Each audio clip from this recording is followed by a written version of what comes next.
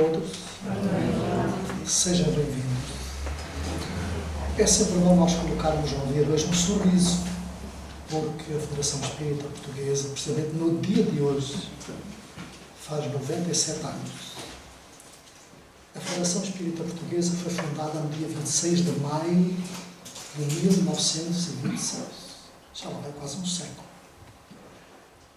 E todos nós estávamos provavelmente esperando do outro lado da vida a oportunidade para virmos para este lado da vida. Penso que nenhum de nós que está aqui tem 99 anos, mas não. Nós estávamos todos do outro lado, a aguardar a oportunidade, portanto, para chegarmos até cá, de malas aviadas, não é? Cada um com o seu programa, cada um com a sua estrutura, cada um com o seu psiquismo, cada um com aquilo que já houvera aprendido, e trazendo a responsabilidade mais ou menos assumida para adquirir um pouco mais, precisamente nesta estadia que todos nós estamos fazendo deste lado da vida. Tudo tem um princípio. A própria Federação Espírita Portuguesa também teve um princípio. E consta, para chegarmos até ao Congresso, o primeiro Congresso Espírita de 1900, realizado em Paris, consta que alguns amigos aqui no nosso país, à beira-mar plantado, mais propriamente ali na zona de Braga, no sopé do monte de Santa Luzia, de Bom Jesus, havia uns irmãos que tinham regressado do Brasil, que eram os chamados irmãos Cunha. Eles tratavam-se assim como irmãos, mas eles não eram irmãos consanguíneos. Eram irmãos fraternos, como nós nos tratávamos uns aos outros. E esses amigos tinham regressado do Brasil. Ora, eles já tinham bebido um pouco da fonte dos ensinamentos que a doutrina espírita lhes houvera proporcionar e trouxeram para cá, precisamente para o país, exatamente na zona de Braga, e então compraram uma casa chamada a Casa dos Castelos e aí erigiram, fundaram precisamente um centro espírita. O Centro Espírita Luz e Amor. E fundaram também uma revista, precisamente com o mesmo nome. No entanto,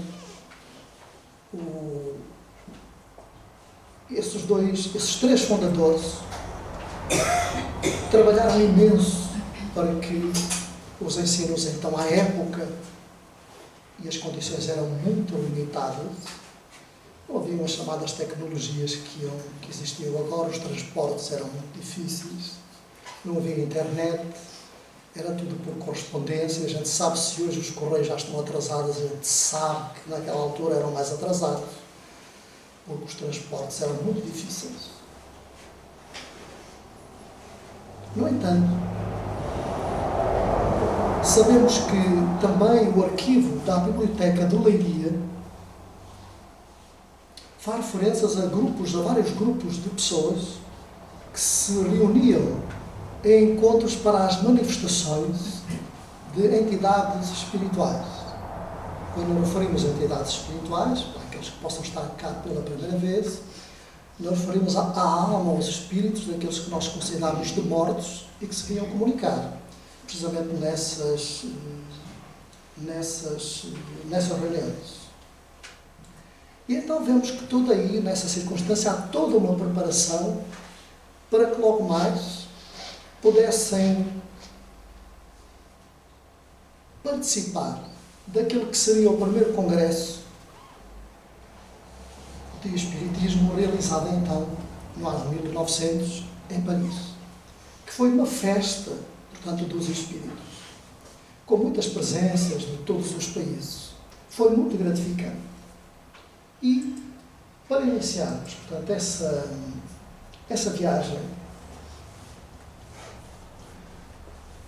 vamos ver algo muito interessante que o Dr. António Lobo Vilela, que faz parte precisamente da estrutura do movimento espírita português, daquilo que fez parte dos órgãos sociais também da fé, no seu princípio. Eu tenho uma frase muito interessante que diz assim: os espíritas têm deveres maiores e mais graves responsabilidades, porque conhecem o caminho e a responsabilidade é sempre proporcional ao grau de conhecimento. Devemos viver unidos, pondo de parte todas as questões que nos separam. Pois não deve haver preconceitos ou melindres que sejam mais fortes do que a dedicação que nos merece o ideal sublime, que nos guia, que nos conforta, que nos sustém. Exemplifiquemos a fraternidade e seremos cristãos. Nós decidimos, portanto, colocar na abertura do nosso trabalho esta frase do Dr. António Vilela, porque analisamos que é muito interessante para nós que trabalhamos na área espírita, trabalhamos na seara de Jesus, somos considerados os trabalhadores da última hora.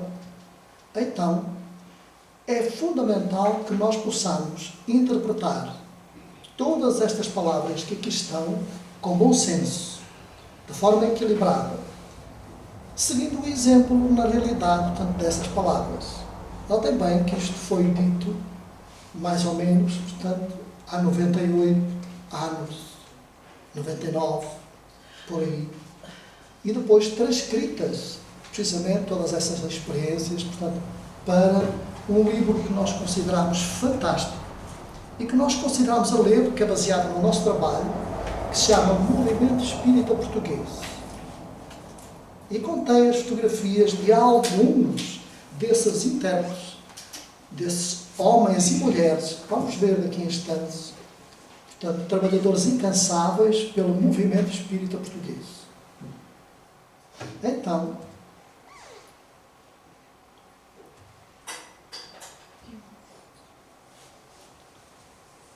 sabe-se que em 1879, a 14 de fevereiro, surge em São Miguel, nos Açores, o Aurora da Além, portanto era um jornal Espírita da Responsabilidade de Manuel Maria da Câmara.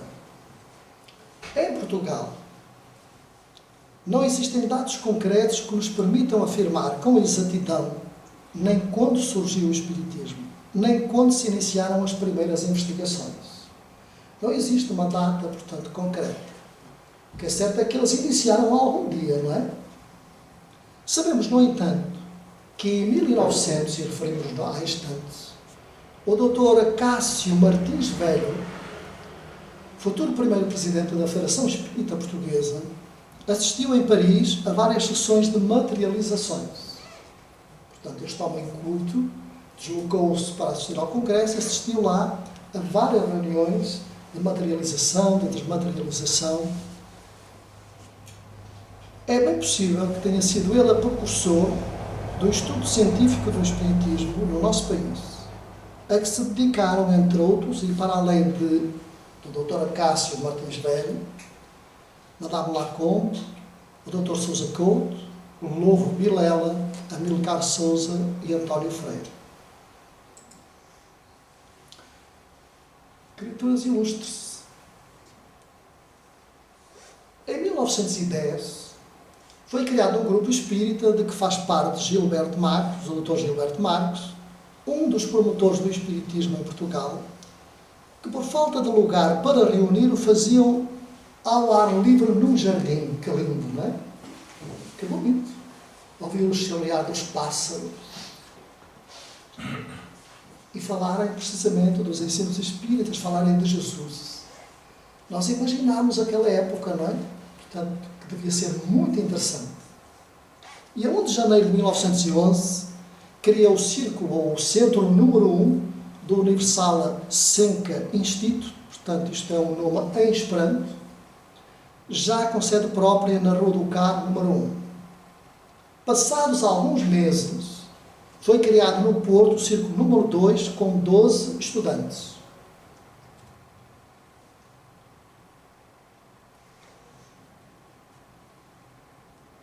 A partir do Bureau Internacional de Espiritismo, com sede em Liège, na Bélgica, nasce o primeiro Congresso Espírita Universal, realizado em Bruxelas, de 14 a 18 de outubro de 1910, cujo objetivo era criar relações de amizade com diversos grupos de diferentes nacionalidades. E é delegado para Portugal o Dr. Gilberto Marques, a 5 de julho de 1911. E a 27 de janeiro de 1912, o Dr. Gilberto Marques funda a Aliança Neoespiritualista Portuguesa.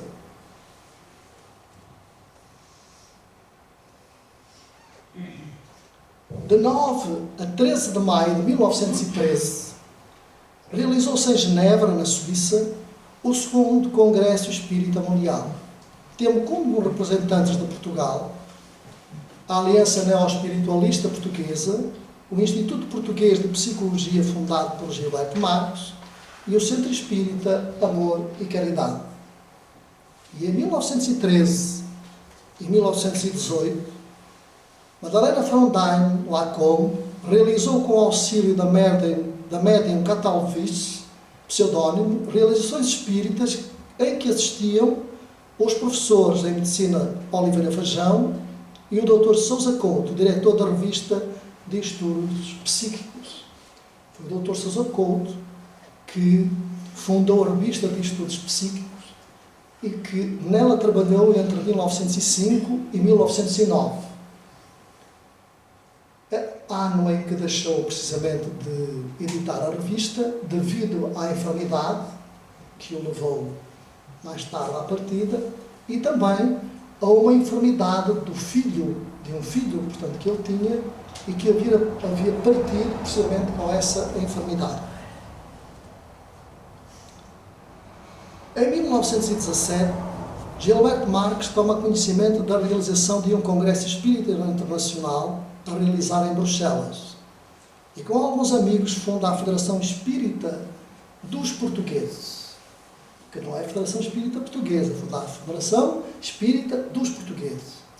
E a 9 de maio de 1917, que logo encerra essa mesma federação, a 19 de julho de 1918, por não conseguir suportar os custos. Portanto, essa Federação dos Espíritas Portugueses teve mais ou menos um ano em funcionamento.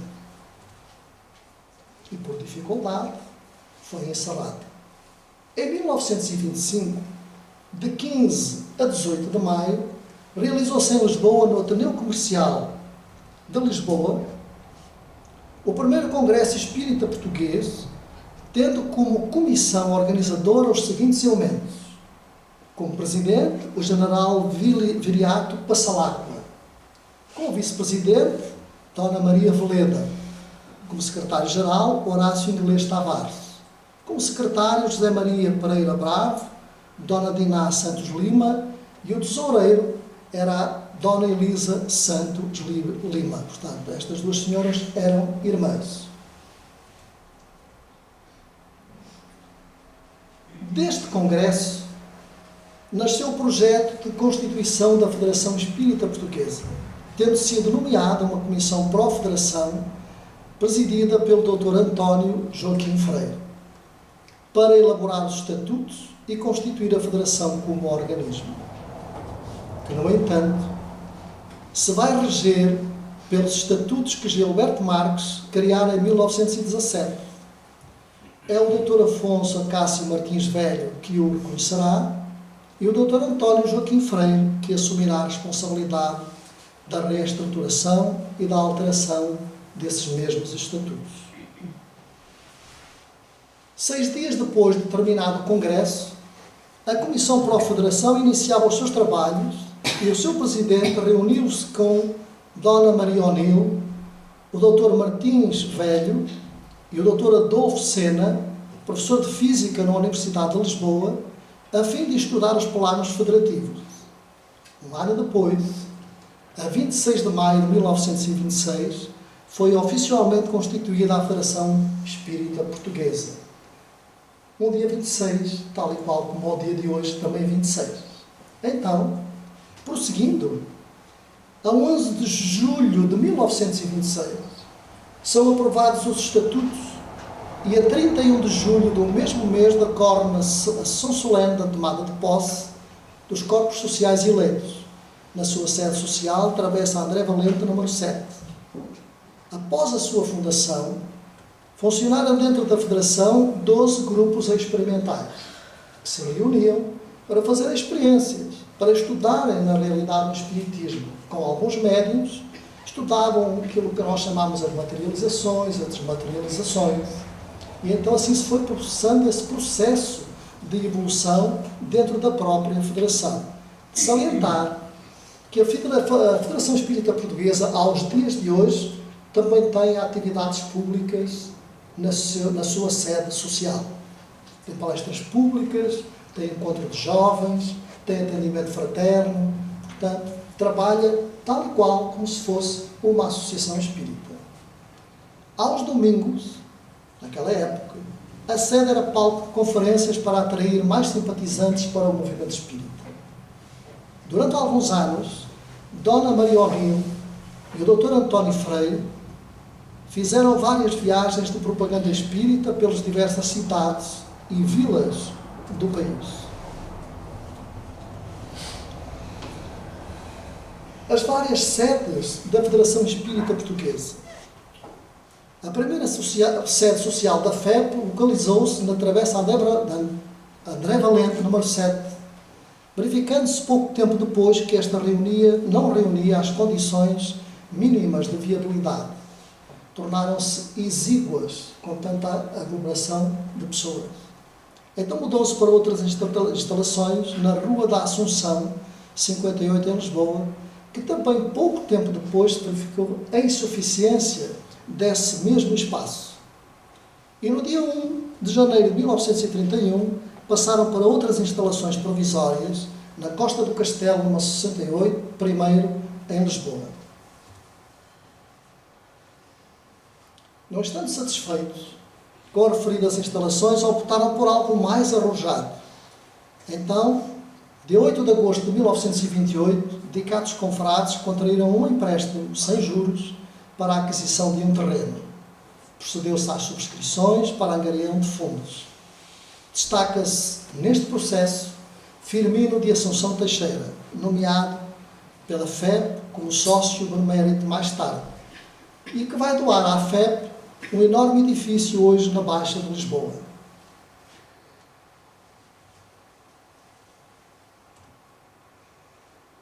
Na altura, o projeto da sede foi muito moroso nas várias instâncias de aprovação do mesmo. Por fim, tudo decorreu bem. Vamos falar um pouco agora de algumas personalidades do movimento espírita português, daqueles que empreenderam um trabalho gigantesco para a sua formação. E lembramos, como primeira pessoa, porque foi o primeiro presidente da Federação Espírita Portuguesa pós 25 de Abril, mas não deixou de colaborar, precisamente, com toda a sua atividade na Federação antes do 25 de Abril. E falámos deste homem fantástico que foi o comandante Isidoro Duarte dos Santos. Ele era comandante da Marinha, foi colaborador com o Dr. Sousa Couto à época da revista Estudos Psíquicos, quando ela foi fundada em 1905, e depois foi Isidoro Duarte dos Santos e a sua companheira, a nossa Lia, a nossa Maria Gonçalves Duarte dos Santos, que reeditaram a revista de Estudos Psíquicos, precisamente mais ou menos até à data em que estes nossos amigos, primeiro a Lia, portanto, desencarnou, e depois o nosso Isidoro ainda continuou na atividade, portanto, com a revista, porque, entretanto, se houvera consorciado de novo com a Dona Maria Raquel Duarte dos Santos, que também chegou a ser presidente da Federação Espírita Portuguesa. Então, esses dois nossos amigos, nossos irmãos, tiveram uma colaboração gigantesca para reeditar de novo a Revista de Estudos Psíquicos. Então foi colaborador, órgão da Federação Espírita Portuguesa desde 1928, tendo em 1931 passado a fazer parte do seu corpo redatorial. Durante vários anos dirigiu igualmente o jornal Mensageiro Espírita. Em 1939 fundou a Revista de Estudos Psíquicos, refundou, e o Centro Espiritualista Luz e Amor, de que foi diretor até à sua morte em 1974. Após o 25 de abril de 74, ocupa o cargo de Presidente da Federação Espírita Portuguesa e reestrutura o Centro Espírita Perdão e Caridade, que funde com o Centro Espiritualista Luz e Amor. Isidoro Duarte Santos escreveu, entre outras, as seguintes obras: Luz no Caminho, Dois Mundos, Almas Errantes, Ronda Espiritual, Pierino Gamba, O Espiritismo no Brasil, Um Passo no Desconhecido. A 7 de setembro de 1974, realizam-se eleições na FEB, tendo sido eleito para presidente Isidoro Duarte dos Santos, que desencarna em novembro, e como vice-presidente José Leão de Castro, que logo mais o viria a substituir na presidência.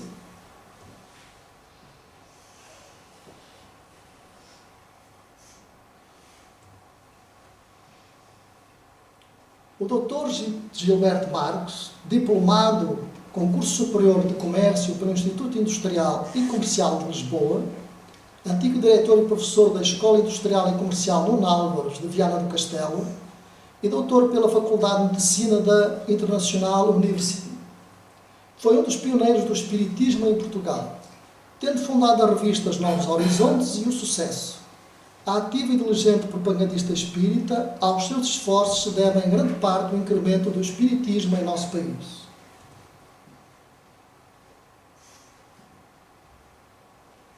Afonso Acácio Martins Velho, um dos ilustres fundadores e o primeiro presidente da direção da Federação Espírita Portuguesa em 1926. Ilustre escritor espírita lusitano do final do século XIX, início do século XX. Nasceu na Sertã em 1848 e formou-se em Direito pela Universidade de Coimbra. Com consultório de advocacia em Tomar, mudou-se mais tarde para Elvas e, por último, fixou-se definitivamente em Lisboa.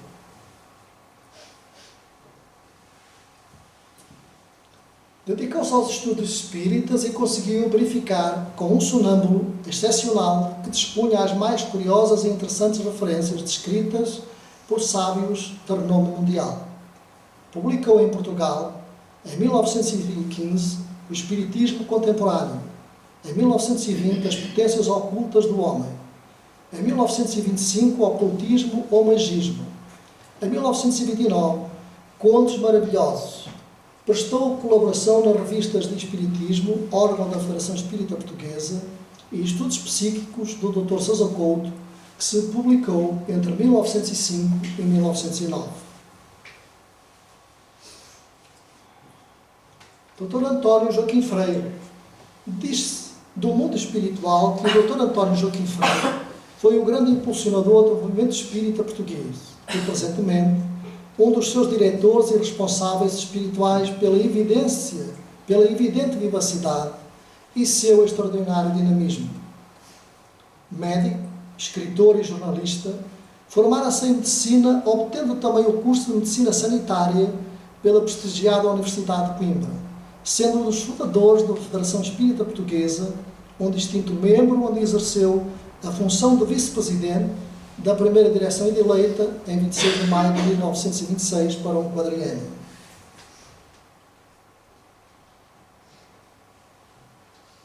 Nasceu no dia 20 de julho de 1877, na vila e freguesia de Espinhal, concelho de Penela, distrito de Coimbra, regressando à pátria espiritual com 82 anos, no dia 3 de março de 1958, na cidade de Lisboa.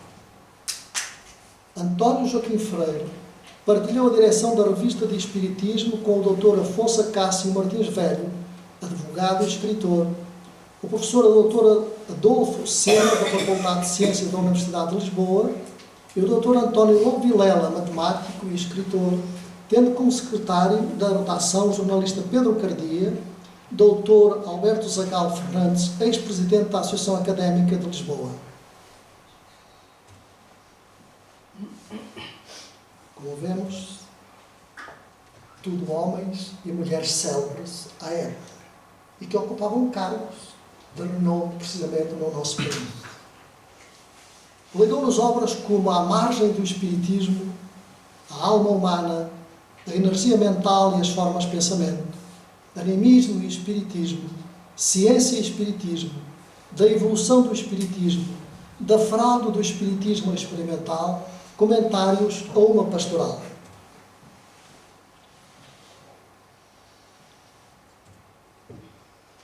O Dr. António Lobo Vilela foi um dos fundadores da Revista Espírita, fundada em 1927. A ele se devem, entre outras, as seguintes obras: O Problema da Sobrevivência, Hipóteses Metapsíquicas, O Destino Humano e o Poder Mental. Foi um dos que mais trabalharam pelo ressurgimento do Espiritismo em Portugal, tendo inclusivamente escrito numerosos folhetos de propaganda editados pela Federação Espírita Portuguesa entre 1929 e 1935 e distribuídos gratuitamente.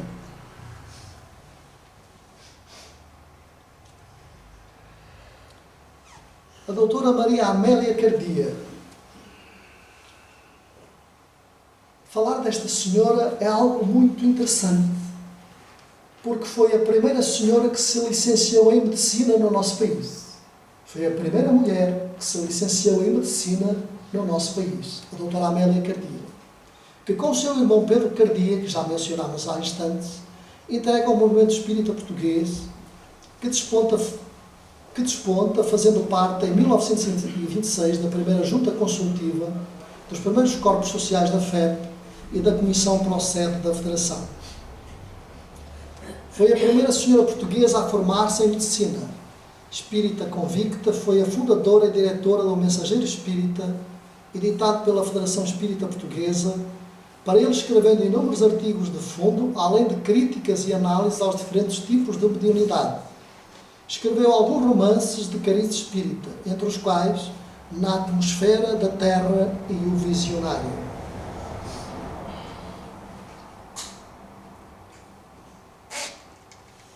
Uma outra senhora de grande importância para o movimento espírita português, Maria O'Neill, cujo nome verdadeiro é Maria da Conceição Infante de Lacier da Pereira de Essa Constante. Nasceu em Lisboa, foi membro da Academia de Ciências de Portugal, prestigiada escritora, jornalista e eloquente oradora, ocupando com brilho e desempenho um dos primeiros lugares entre mulheres intelectuais portuguesas da sua época. Foi grande defensora dos direitos da mulher na sociedade portuguesa, tendo feito parte do Conselho Nacional das Mulheres Portuguesas. Maria O'Neill já era espírita convicta na altura do primeiro Congresso Espírita Português, tendo presidido à mesa dos trabalhos do Congresso nos dias 15 e 16. A partir daqui, colaborou como redatora da Revista de Espiritismo da FEP, fazendo parte da Junta Consultiva dos Corpos Sociais da mesma instituição entre 1926 e 1929. No dia 27 de agosto de 1929, Maria O'Neill, com mais 4 amigos, fundou o Grupo Espírita Perdão e Caridade, tendo colaborado ativamente para a fundação do atual Centro Espírita Perdão e Caridade, ocorrido a 1 de janeiro de 1932.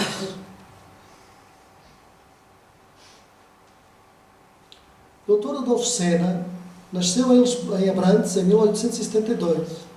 Foi professor do Liceu de Pedro Nunes, em Lisboa, e da Faculdade de Ciências de Lisboa até à data do seu desencarne. De inteligência viva e sólida cultura, era dotado de espírito de justiça e natural bondade que o tornou verdadeiramente estimado pelos seus alunos e por todas as pessoas com quem privava. Cultor apaixonado da música, pertenceu àquela geração que, com os doutores Ilídio Machado, José de Pádua e Irrão Pana, fundou a Tuna Académica de Lisboa em 1895. Foi figura de relevo no meio pedagógico nacional, fazendo da sua profissão um verdadeiro sacerdócio. Dedicou-se com generoso ardor ao espiritismo nascente. Fez parte da Junta Consultiva da Federação Espírita Portuguesa, na qual prestou relevantes serviços em 1926, ano da fundação da FEP.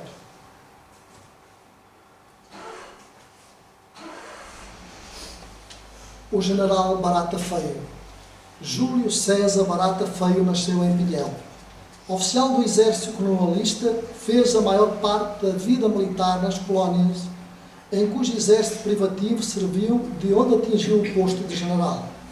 Foi promovido a alferes em 1880, seguido então para Santo Tomé como ajudante do governador daquela província, Custódio de Borga.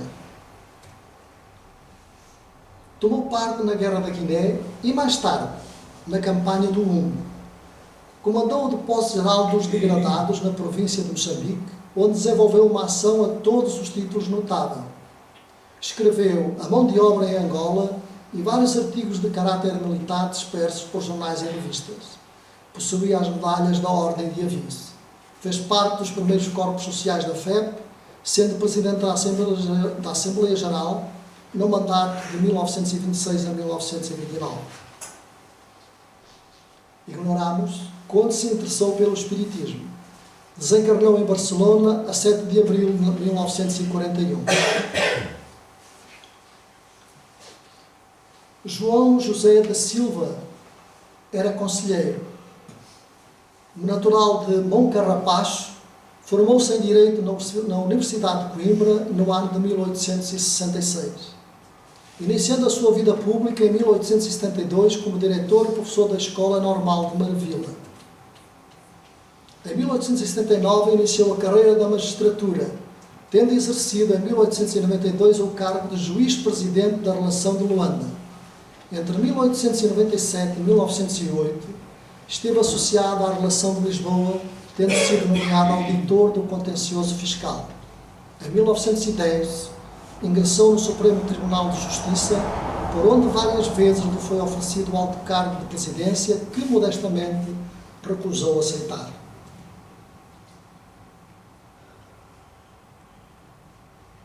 Foi eleito presidente da Junta Consultiva da Federação Espírita Portuguesa, cargo que não cumpriu até ao final, devido ao seu desencargo a 4 de agosto de 1927.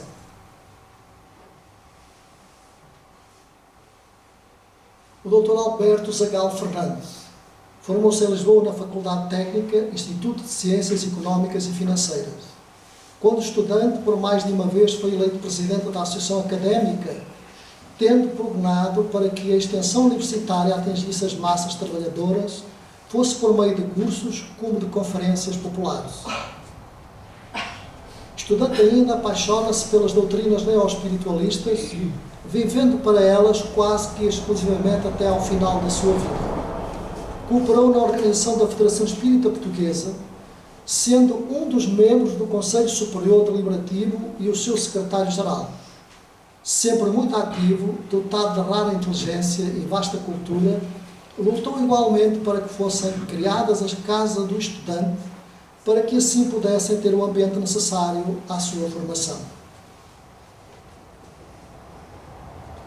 António Castanheira de Moura nasceu em abril de 1865 em Vila Seca, em Tábua. Tendo vindo muito novo ainda para Lisboa, onde trabalhou humilde e arduamente. Não sabemos quando descobriu a doutrina espírita, mas segundo o Dr. António Joaquim Freire, no livro Da Evolução do Espiritismo, Castanheira de Moura foi um fervoroso propagandista dos velhos tempos e um dos fundadores da FEP, a quem consagrou o melhor do seu esforço, dedicação e proficiência. A sua atividade e dedicação se deve à entrada de muitos sócios para a FEP desde a sua fundação. É ele ainda que assina e incentiva a criação do Laboratório de Experiências Metapsíquicas da FEP, cuja criação levou à necessária alteração dos estatutos. Este pedido de alteração e aprovação foi o ponto de partida de que o Governo, então à altura, se serviu para tudo, que se seguiu com a afirmação de que a Federação estava ilegal desde 1926. O que mais tarde está de novo viria a encerrar, precisamente, a Federação. Não a encerrar, a suspender a sua atividade. O Dr. José Alberto de Sousa Couto nasceu na freguesia de Santa Maria de Sandim, concelho de Gaia, diocese do Porto, de 16 de março de 1855. A 15 de outubro de 1877, matricula-se na Universidade de Coimbra, fazendo o exame do terceiro ano a 30 de junho de 1880. Em 1881, obtém o quarto grau de bacharel, formando-se como advogado em 1882. Assíduo nas reuniões espíritas que se realizavam em casa de um amigo e colega de profissão que vivia em Paris, reportam-se a 1898 os primeiros passos no movimento espírita em Portugal, tendo frequentado por diversas vezes o Centro Espírita Luz e Caridade de Braga. Em 1900, representa Portugal no Congresso Internacional Espírita realizado em Paris, passando a partir daí a corresponder-se com diversos espíritas ingleses e franceses, entre eles o coronel Albert Rochat. Firmino da Assunção Teixeira é um dos nomes grados do espiritismo em Portugal, sempre pronunciado com respeito e gratidão pelos espíritas de então, principalmente pelo apoio que deu à Federação de 1926, à Sociedade Portuense de Investigações Psíquicas, no Porto, aos centros espíritas então existentes.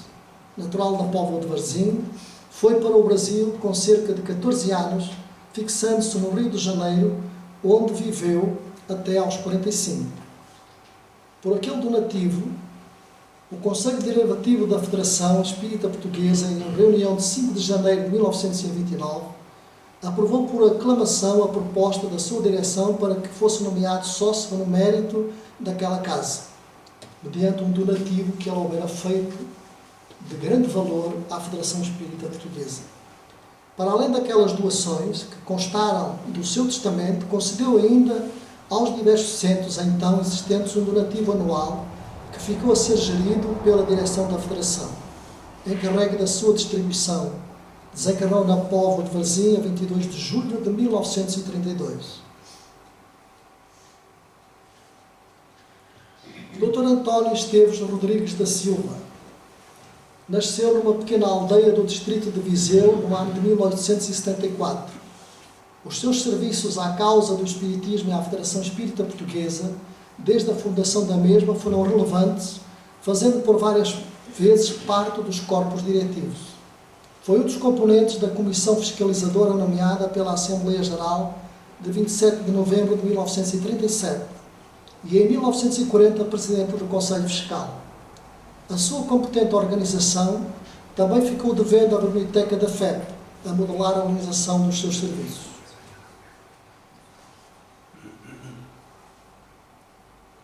O general Viriato Zeferino Passalacqua.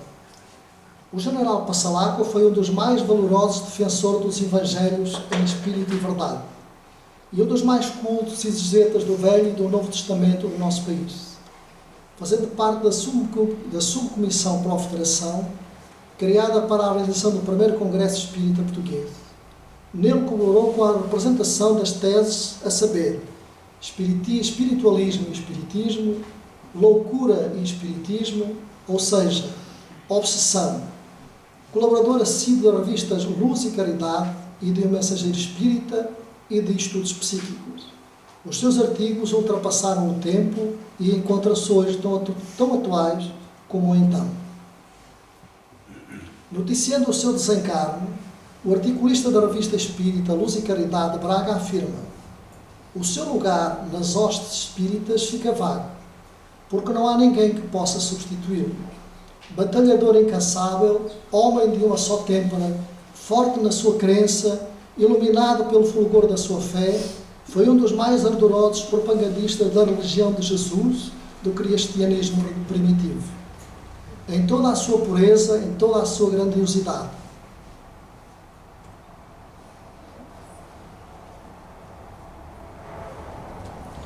Maria Carolina Federico Crispim, a nossa querida Maria Veleda, Professora, feminista, republicana, livre-pensadora, espiritualista, foi uma mulher pioneira na luta pela educação das crianças, dos direitos das mulheres e na propaganda dos ideais republicanos, sendo uma das mais importantes dirigentes do primeiro movimento feminista português. Atraída pelos caminhos da espiritualidade e do esoterismo e preocupada com o sentido da existência humana, aderiu ao espiritismo filosófico, científico e experimental. Fundou o grupo espiritualista Luz e Amor e, em 1925, dinamizou a organização do primeiro Congresso Espírita Português e participou na criação da FEP. Fundou as revistas A Asa e o Futuro e a Vanguarda Espírita e colaborou na imprensa espiritualista de todo o país. Maria Veleda dedicou-se a vida aos ideais da justiça, liberdade, igualdade e democracia. Empenhou-se na construção de uma sociedade melhor, onde todos pudessem ser felizes. Semeou ideais, iniciou processos de mudança nas práticas sociais e lançou o debate sobre os lugares, os papéis e os poderes das mulheres e homens no mundo novo.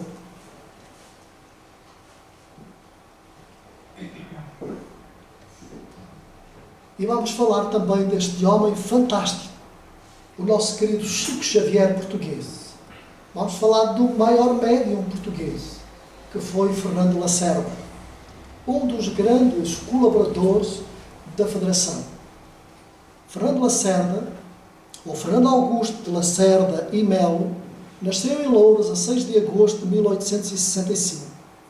Sendo o mais velho dos irmãos, aos 13 anos foi estudar para Lisboa, tendo ficado ao cuidado do seu tio paterno Joaquim Ciríaco, em casa de quem morou até aos 19 anos, a altura em que regressou a Louros. Corria o ano de 1884. A sua mãe, entretanto, já tinha falecido e Fernando dedicou-se a ajudar o pai a criar os seus irmãos mais novos. Mas como jovem ativo que era, pouco depois embrenhou-se no projeto de fundar os Bombeiros Voluntários de Louros. E se bem o pensou, melhor o fez. E em 29 de julho de 1887 é inaugurada a corporação, tendo por comandante o próprio Fernando Lacerda. Presença agradável, voz calorosa e insinuante, extremamente simpático, dotado de uma atividade constante, com ar galhofeiro e um interno sorriso, cativa logo quem ele trata, porque se vê naqueles olhos traquinas um fundo de alma cheio de bondade e de amor. Eis aqui como é descrito pelo jornal O Bombeiro, da sua corporação na edição de 15 de fevereiro de 1890.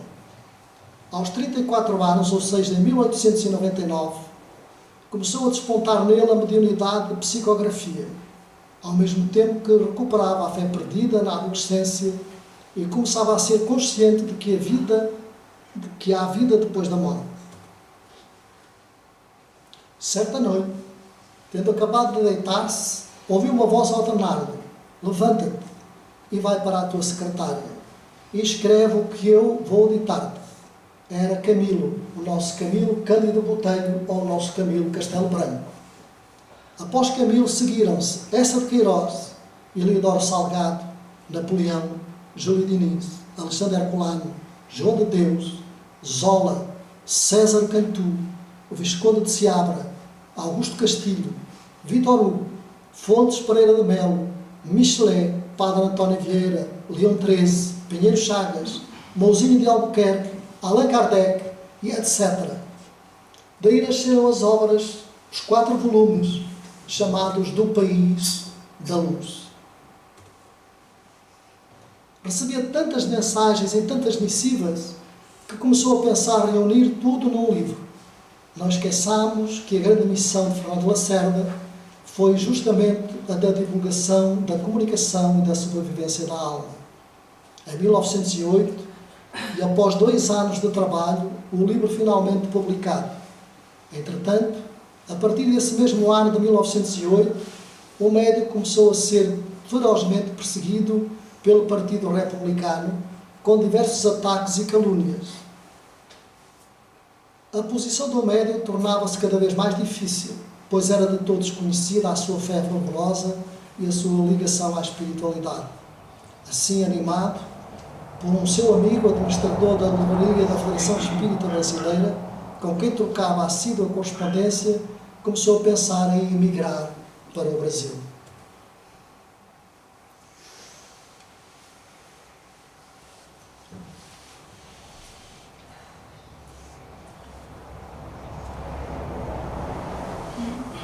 E acontece que ele não emigrou para o Brasil, ele fugiu de Portugal, porque estava na realidade sendo perseguido por um ferrenho adversário que era Boto Machado, um homem muito ligado ao governo de então. Foi, vamos dizer assim, foi crucificado Fernando Lacerda. Então ele vai precisamente para o Brasil e viveu durante algum tempo na maior miséria no Brasil. Quando entretanto ele cá, chega ao posto de inspetor da polícia. E quando chega ao Brasil, passado pouco tempo, recebe a notícia que tinha sido destituído do cargo de inspetor da polícia. Então ele lá faz parte, precisamente, de alguns centros, torna-se um trabalhador assíduo e eficaz em alguns centros espíritas, inclusive na própria Federação Espírita Brasileira, a quem ele vai doar precisamente todo o seu espólio.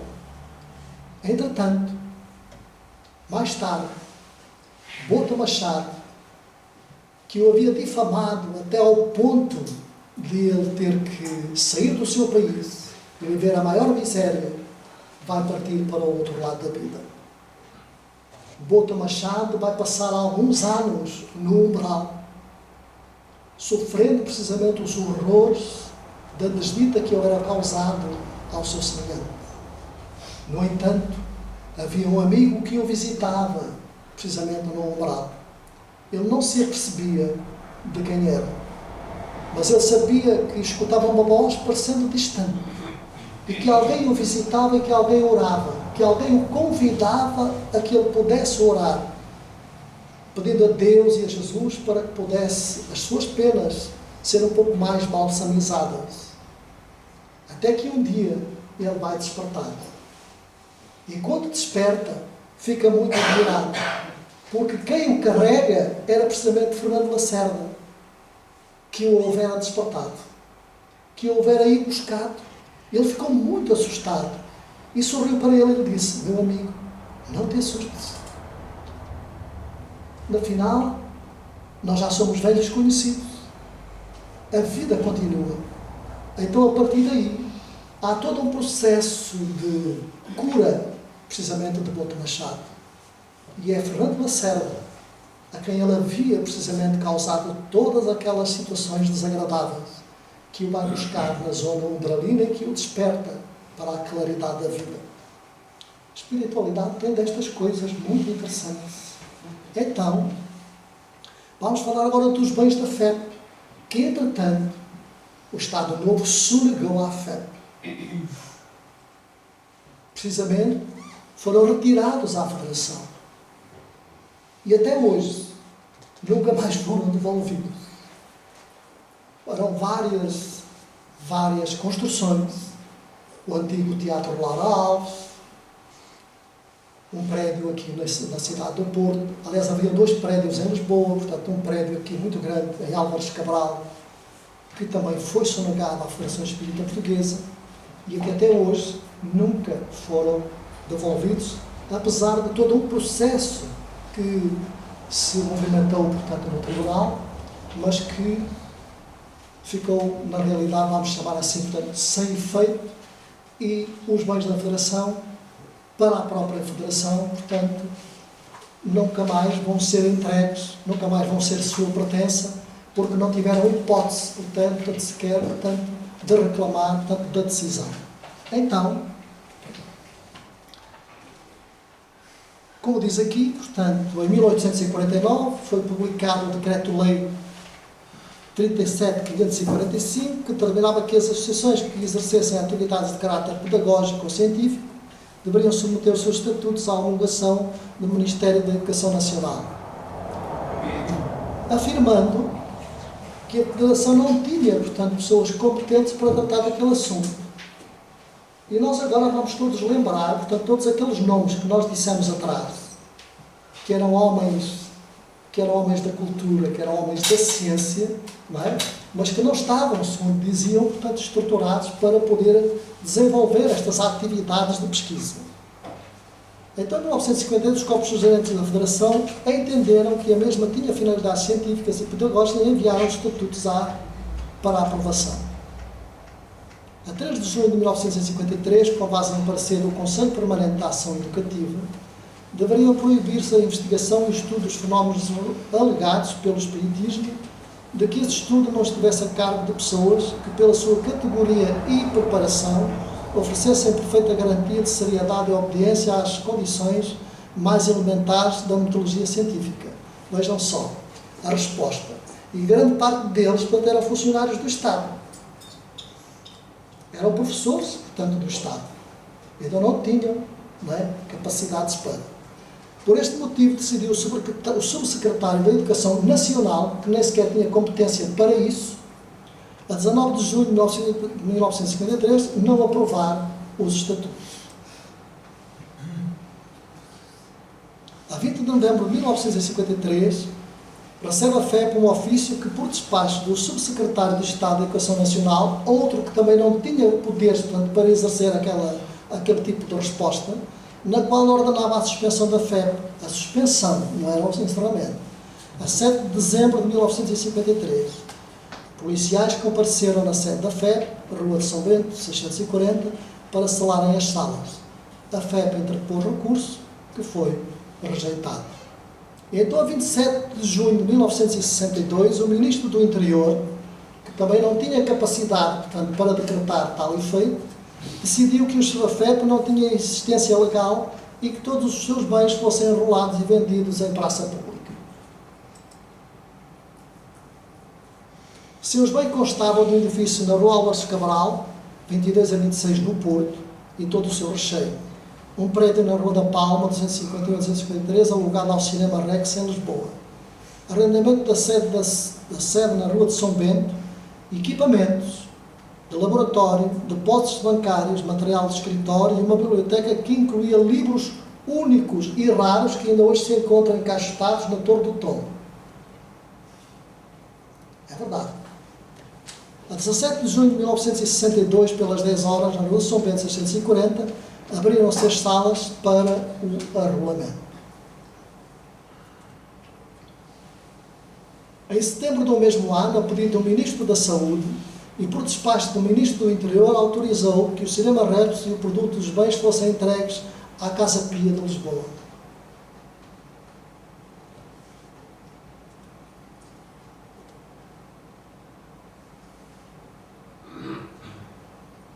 E por último, nós vamos mostrar, portanto, um dos edifícios era estes, na Rua da Palma, que era um bem da Federação.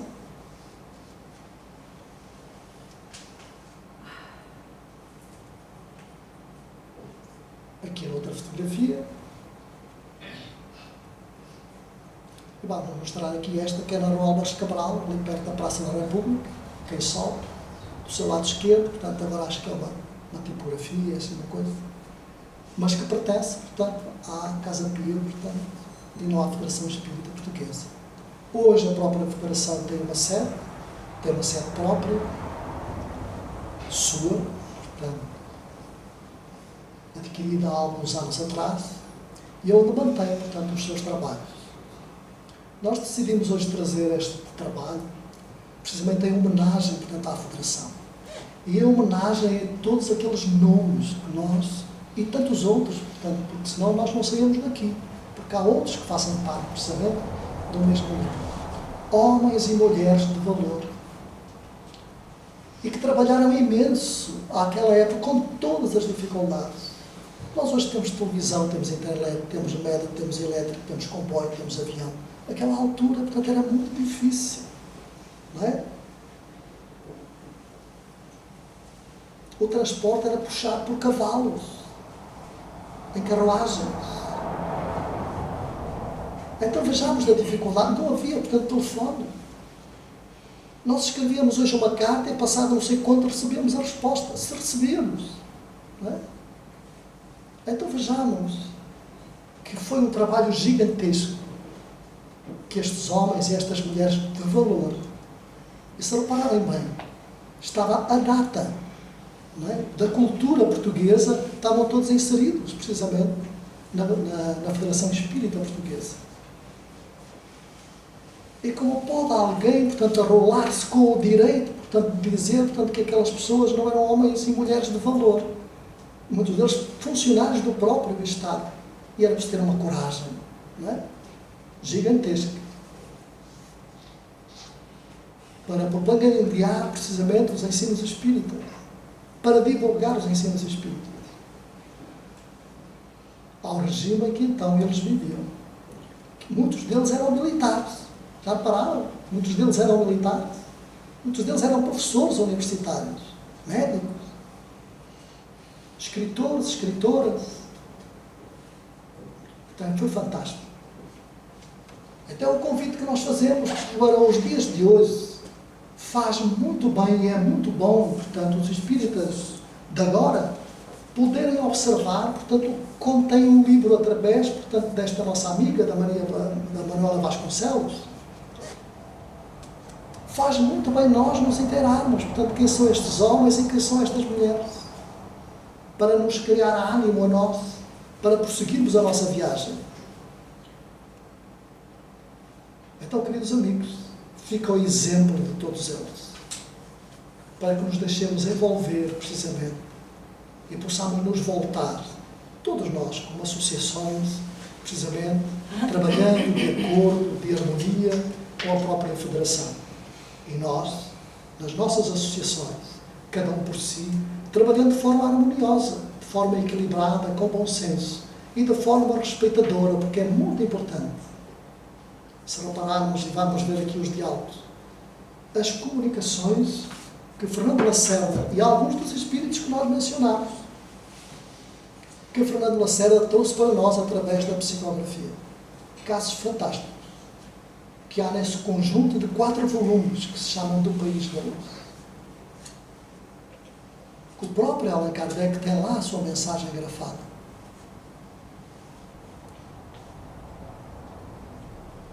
E conta-nos numa passagem do livro sobre Fernando Lacerda, que havia à época um jovem em Lisboa que era completamente desequilibrado no seu psiquismo e tinha composturas como se fosse um autêntico macaco. Ele saltava aos postes, saltava aos muros, mas com uma agilidade que era uma coisa, não é?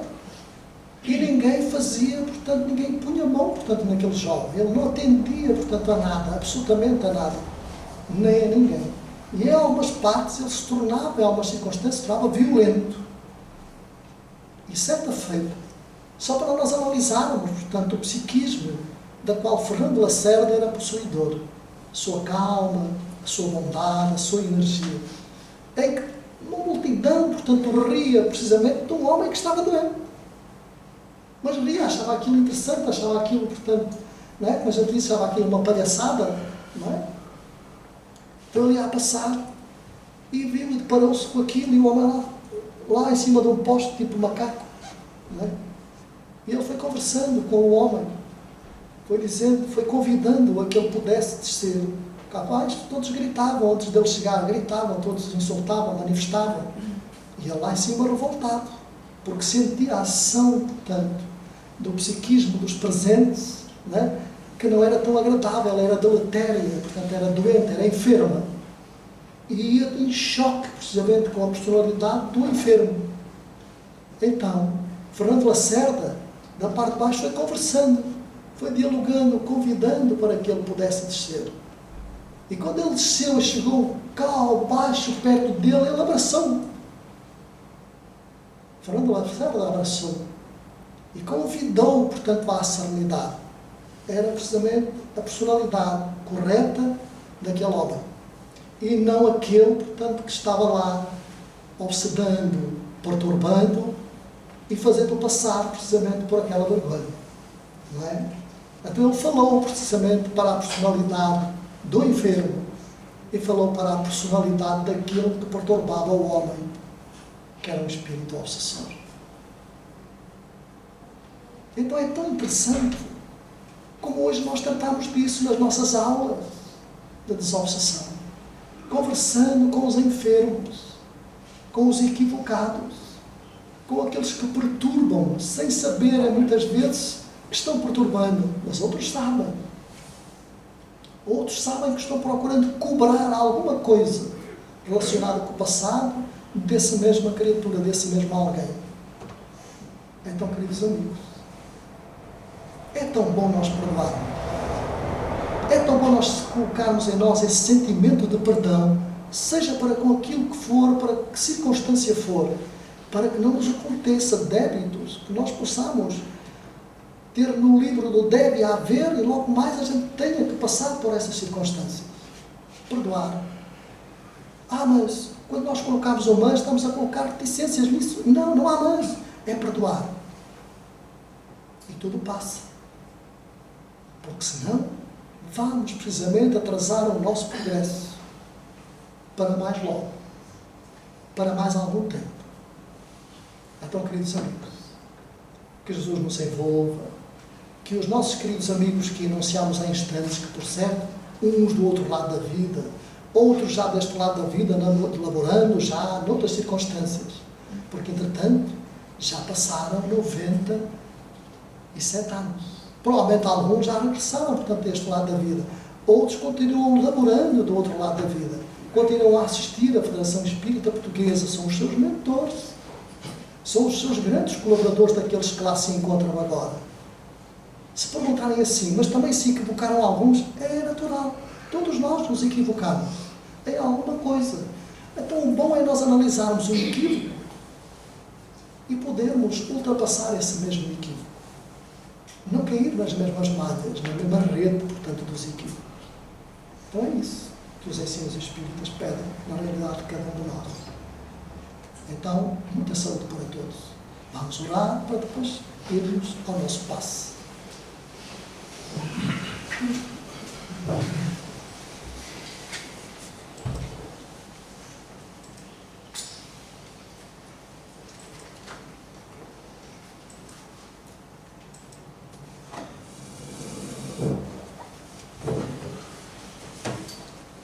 Se alguém tiver alguma dúvida, nós aconselhamos, portanto, um livro, está bem? Que é muito interessante e tem muitas fotografias.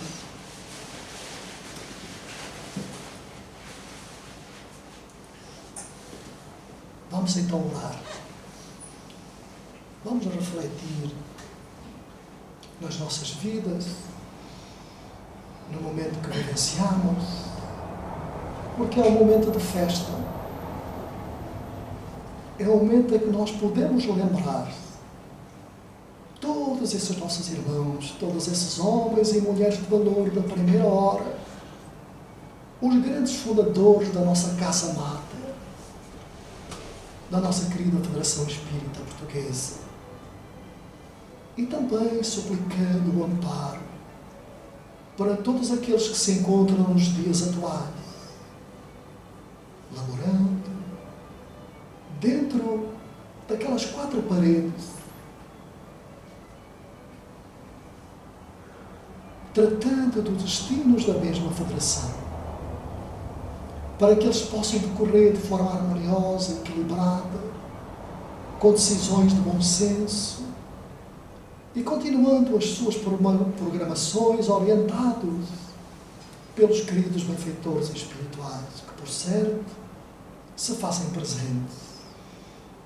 Muito obrigado, Jesus. Muito obrigado, Senhor, e esses queridos obreiros que sabemos por certo ainda hoje laboram a benefício dos teus ensinos e que eles possam colaborar, Senhor, nos dias de hoje para a renovação do mundo. E todos nós que aqui nos encontramos e nos outros lares como este, possamos sentir a responsabilidade de nos tornarmos colaboradores firmes e fiéis, para que assim os vossos ensinos possam ser difundidos e a humanidade, Senhor, possa sentir-se abraçada